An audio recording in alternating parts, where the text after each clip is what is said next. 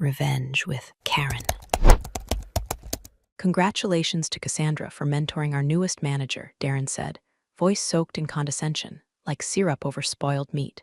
I blinked once, then twice, because that was how I found out the promotion I'd been working toward for 3 damn years just went to Luke, the intern who once asked if invoices needed to be mailed in an envelope or just emailed with a smiley face.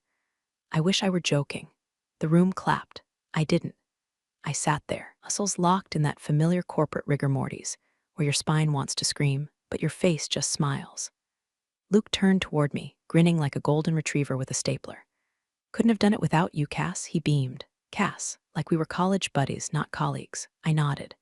I even managed a well-deserved through clenched teeth, which tasted like burnt dignity and black coffee.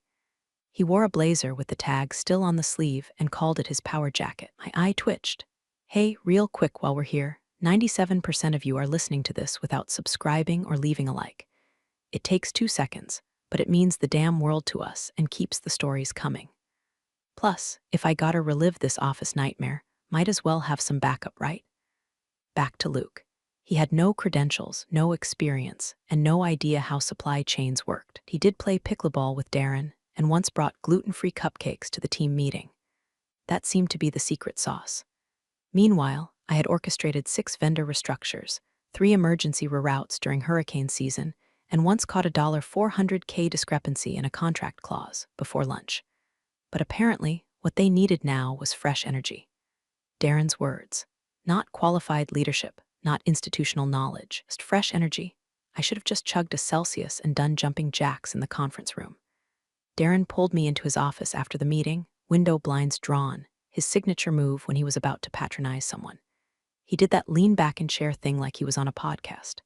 I know this may sting a little, he said, voice soft like I was a rescued bird, but I need you to think of this as a long-term play. Luke brings agility, you bring stability. Together, it's the future. I stared at him, silently calculating how many paperclips I'd need to forge a shiv. He kept talking. Look, this is a compliment. We don't need to supervise you. You're rock solid. But Luke, he's the kind of guy who can shake things up. You ever feel like you're being buried alive under corporate buzzwords? Like someone's tossing dirt on your reputation while calling it a growth opportunity? I nodded. Again. That was my thing, nod and survive. I walked out with my mentorship badge of honor and headed to my desk, where my inbox was already flooded with meeting requests Luke had scheduled for me to brief him on things he should already know. I could feel the tectonic shift in the office vibe. People glanced at me with sympathy smiles or worse, relief that it wasn't them. That's the thing about corporate betrayal, it doesn't come with blood. It comes with calendar invites, so I got quiet. I got careful. I started saving everything, emails, approvals, Slack threads. I wasn't sure yet what storm was brewing, but I knew one thing for damn certain. If Luke was the ship and Darren was the captain, then I was the lighthouse. And eventually, someone was going to crash. 2 weeks into Luke's reign as the boy king of ops, Darren called an all-hands huddle. We're pivoting vendor strategy, he declared, standing in front of the whiteboard like Moses with a Sharpie. The current contract is bloated. Legacy dead weight. We need partners who move fast. Translation. Darren wanted a flashy slide for the Q3 review, and Luke found a vendor on LinkedIn who had a TikTok presence and once delivered overnight freight using scooters in Austin. They were planning to dump a longtime supplier, one we'd worked with for nearly a decade, who, wasn't sexy, but actually delivered. And more importantly, the clause buried in their agreement so strict that one misstep meant a breach fine so fat it could bankrupt a startup.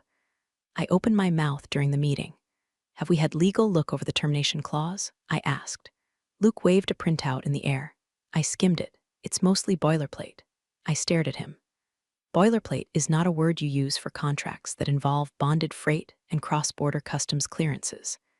That's like calling a live grenade standard decor. After the meeting, I followed up like a damn professional. Sent 3 emails over the next 48 hours.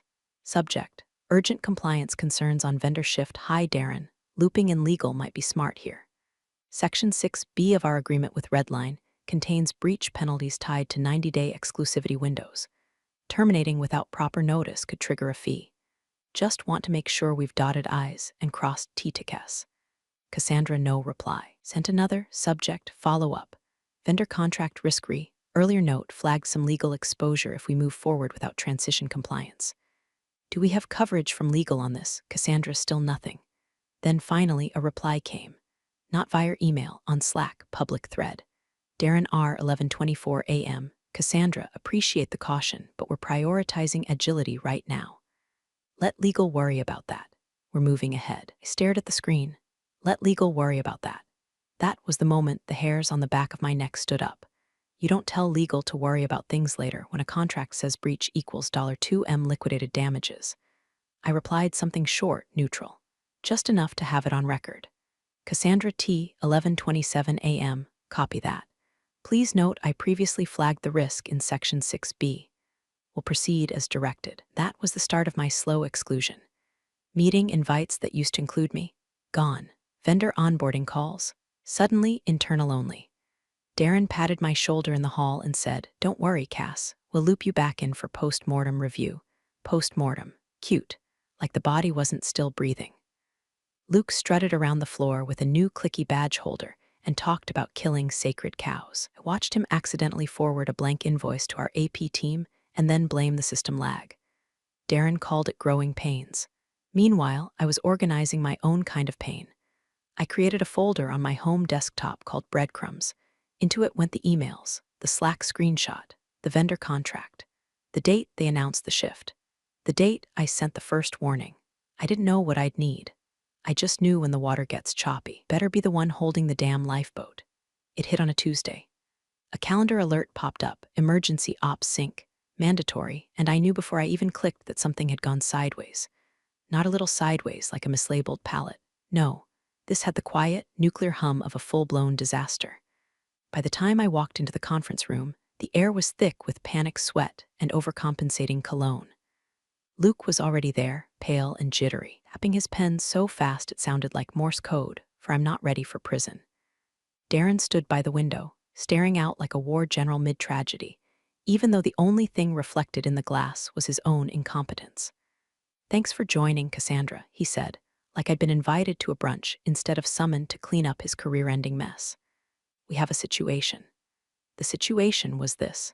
Redline Freight, our loyal, high-volume logistics partner, had served us with a breach notice. $2 million. Payable immediately. Apparently, terminating our contract without a proper 90-day written notice, which I had mentioned repeatedly, had triggered an automatic penalty clause. It wasn't just a fee, it was a punishment, baked into the deal like a ticking landmine for morons with superiority complexes.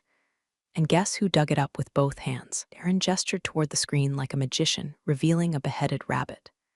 The PDF glowed in large font. Liquidated damages due upon contract breach. $2 million, no redline edits. No ambiguity. Just a bold, devastating number. Luke squirmed in his chair. I thought we had a grace period. He mumbled, like a kid who just found out infinite lives doesn't apply to real life. Darren shook his head dramatically, assumed this had been flagged. He turned to me almost casually. "You were CC'd on the early threads, right?" There it was. The first drop of poison. "Sorry, we assumed you had flagged this." I blinked slow. "Yes, I was CC'd," I said evenly. "And I did flag it, 3 times via email." He waved a hand. "Right, but nothing really forceful, right? I mean, you didn't escalate."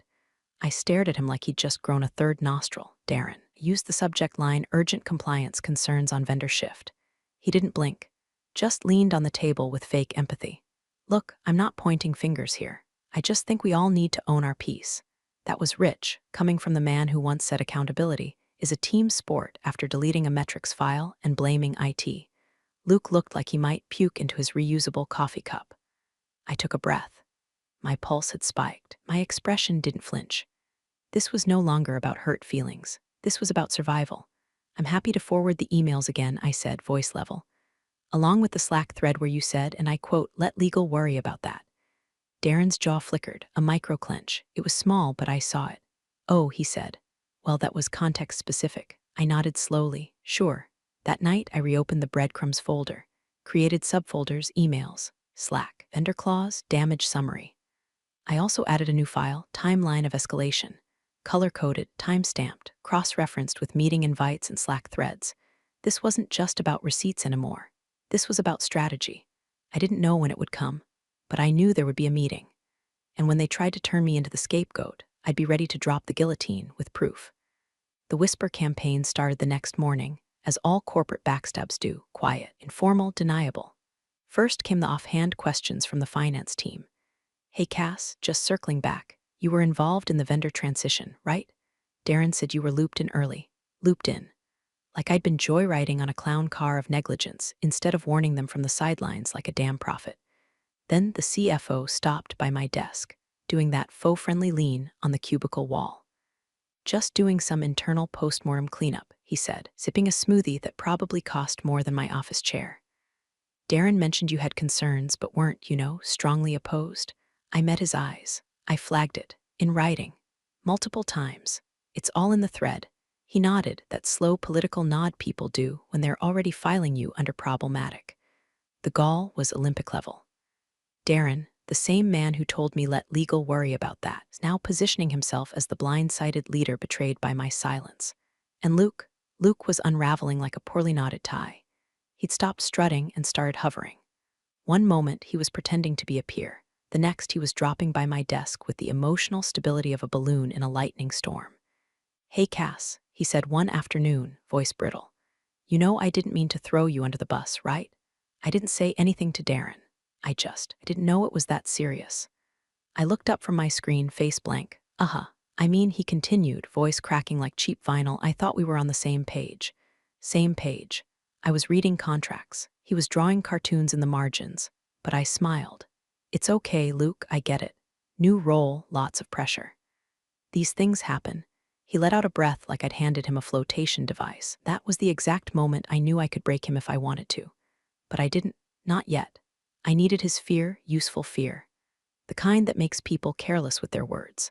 Over the next few days, I let him talk, let him confess, let him ramble in Slack messages about how Darren pushed things too fast and how this vendor thing got way out of hand. I never prompted. I just reacted with supportive emojis and mild comments like, yeah, it's been a lot lately. Meanwhile, I downloaded the full Slack thread, the one with the original exchange. My warning, Darren's brush off. I opened a blank email, attached the PDF, and sent it to my personal Gmail. Subject line, insurance, no body text, no fluff. Just a single line in the attachment, Cassandra T. Right arrow Darren R. 11:27 a.m. Copy that. Please note I previously flagged the risk in section 6B. I watched the progress bar crawl to 100%. Then I exhaled. My hands were steady, my breath even, but under the surface, rage. Cold, pressurized rage. The kind that doesn't scream or explode, it just waits. And I knew Darren was going to keep digging. Keep spinning. Let him. I'd already picked out the spot where I'd plant the landmine.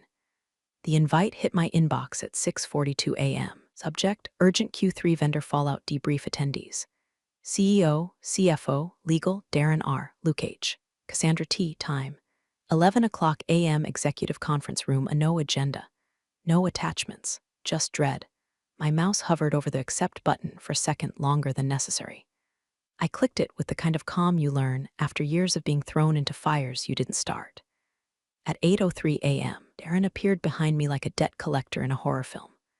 Morning, Cass, he said, tone syrupy and managerial. Wanted to personally ask that you be at today's meeting. It's important we're aligned on messaging. I finished for him, swiveling to face him. He chuckled like I was in on the joke. Exactly. Just walk them through your involvement, reassure leadership. Clarify where the wires crossed. Wires didn't cross. Yanked them out and used them to jumpstart his little golden intern. I nodded, all professionalism, of course. By 10:20, I was already in the executive room. Lights low, screen humming. Chairs still pushed in like good little soldiers. I picked the one closest to the AV console and took my time plugging in my laptop. HDMI ready. Volume tested. Slack message queued in a full-screen browser tab, even zoomed in the font 150% theater mode. Let them read. As 11 o'clock approached, the sharks arrived. CFO first, frown lines deeper than usual. Then legal, tight-lipped and carrying a laptop like a scalpel. Luke shuffled in next, visibly sweating through his knockoff button-down, avoiding my gaze. Good.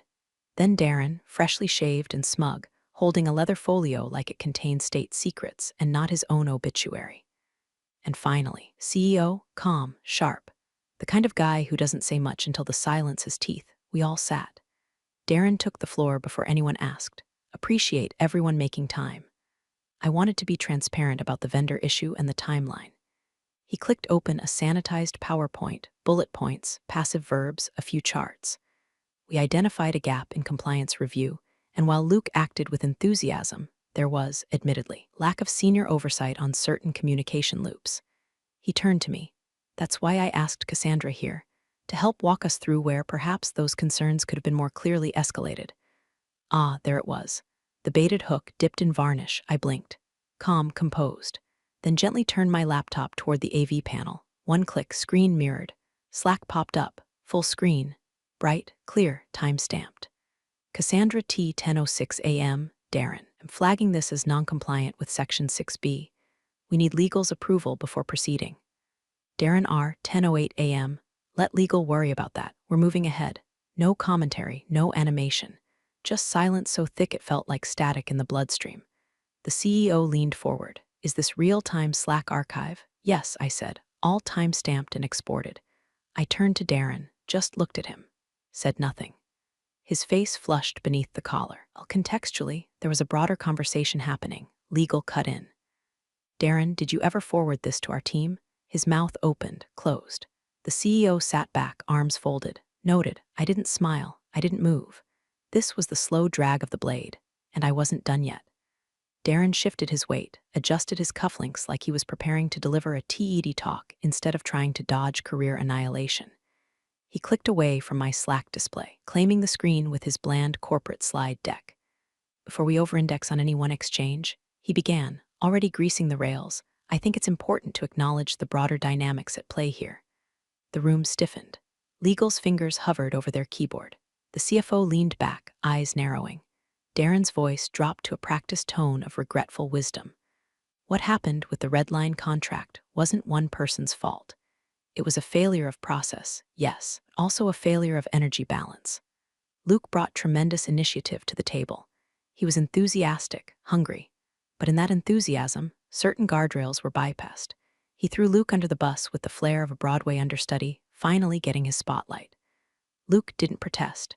He just stared at the table like it might open up and swallow him. Darren continued, now walking slowly in front of the screen like a self-appointed preacher of process. In hindsight, we also saw breakdowns on the senior side. Cassandra was included in early discussions. She's respected, competent without question. But there was an absence of escalation, a lack of clarity. That silence, however unintentional, contributed to the misunderstanding. Ah, there it was. The masterstroke, praise laced with poison. Respected, competent, but somehow also too silent. He let the sentence linger like a fart in a boardroom. Then, like clockwork, all eyes turned to me. My face didn't twitch. My breath didn't hitch. I leaned forward slowly like a bow being pulled to full tension.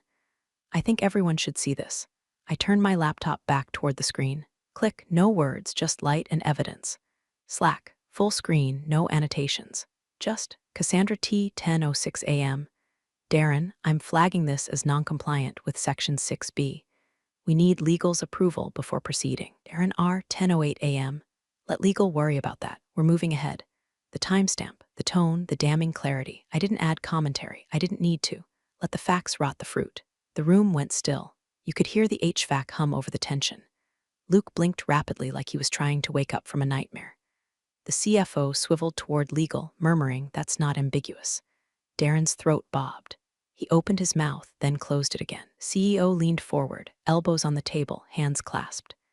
Is that accurate, Darren? And in that pause, those 3 eternal seconds, I watched a man realize the elevator cable had snapped, and he was in freefall. The screen stayed frozen, Slack in all its minimalist glory. No animations, no distractions, just brutal, clinical truth. My warning, Darren's dismissal, time-stamped with the accuracy of a bullet. Nobody breathed. Eagle leaned forward like they were inspecting a crime scene. The CFO let out a breath through his nose, sharp, deliberate. Luke looked like he was trying to mentally time travel back to whatever moment he said, "Boilerplate's fine, right?" The CEO didn't move at first. He just stared at the screen like it had personally insulted his intelligence. Then, slow and deliberate, he turned to Darren. Is this accurate? The words hung in the air like frostbite. Darren opened his mouth, closed it, blinked like a deer watching the grill of a semi-approach. There was context to that conversation, he began, voice dry. It was a fast-moving situation, and I believed we had legal safety nets in place at the time. The CEO didn't blink. Did you forward this to legal? Silence. Darren tried again. Well, I assumed Cassandra would escalate if there were serious risks. I thought, no, I cut in quietly. Told me to let legal worry about that. That was your exact wording. We can scroll up if you'd like. I didn't raise my voice. I didn't flinch. I just let the quiet do the carving. The CEO turned to legal. Would that directive have warranted escalation on Cassandra's part? Legal shook their head. No, not if her objection was clearly stated and leadership overrode it. The obligation to consult legal lies with whoever initiates the risk. In this case, Darren's ears flushed a vivid cartoon red. The CFO rubbed his temples. This was a $2M error. We didn't loop in compliance. We didn't loop in legal, and we had Cassandra sitting right there, flagging it in advance. Luke shifted like maybe he was going to speak, then thought better of it. Smart. The CEO didn't raise his voice. He didn't pound the table or threaten lawsuits. He just let the silence do its slow, savage work. Thank you, Cassandra, he said finally. That'll be enough for now. I nodded, closed my laptop, slid it into my bag. No celebration, no vindication parade, just a razor-thin line of satisfaction humming under my ribs, because sometimes the cleanest kills come with no noise at all. Let the silence bury him. By the end of the week, Luke's desk was cleared out. No fanfare, no announcement, just a vague HR memo about a mutual decision to part ways, and a manager walking him to the elevator like a man escorting a sad golden retriever to the vet. He didn't even look at me on his way out. Didn't say goodbye. Just clutched his little box of succulents and notebooks full of doodles like a child, walking away from a busted lemonade stand. Darren, on the other hand, stayed. But his badge didn't open as many doors anymore. His calendar slowly turned into a ghost town. The Slack mentions stopped. Meetings were rescheduled. He was on administrative review, which in corporate speak is a gentle prelude to a bullet between the eyes. And me? I got the email. Subject: Interim Transition Support Cassandra. As we evaluate internal leadership structures, we'd appreciate your support in temporarily managing vendor operations and compliance oversight. Our institutional knowledge has proven invaluable. Let us know if you need resources. There was no congratulations, no title change, no raise, just a paper-thin thank you stapled to a pile of broken systems I was now expected to duct tape together. I didn't respond, not yet. Instead, I closed the email, stood, walked down the hallway with my heels clicking like a metronome for someone's funeral march. Destination, IT. I walked in, nodded to Mark, the network engineer who once gave me his Netflix login during a snowstorm, and said, I need admin access to Darren's internal files. His laptop, Slack archive, all of it, I'll CC legal. Mark didn't even blink. Already cleared it this morning, he said. They're expecting you. In 10 minutes, I had the access. In 20, I had duplicated every relevant compliance log, Slack thread, vendor memo into a locked folder titled DR Exit. I encrypted it, backed it up, sent a mirrored copy to legal with no commentary, just the subject line, per request internal review materials. Then I opened my calendar and created a meeting. Subject: Darren Transition Debrief / Offboarding Prep Time. Monday, 9:00 a.m. Attendees: Cassandra T., HR Lead, Legal Rep, Darren R. I didn't send it just yet, just sat with it open. Watched the little block of time sit on my screen like a loaded gun. Because this wasn't about revenge anymore. It was about order. And order starts with locking the door on the man who left it wide open for chaos. Monday morning, 9:00 a.m. sharp.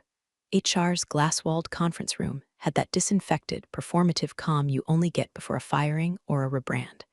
The lights hummed. The chairs were too new. Silence was the kind that grew roots. I was already there, seated at the head of the table.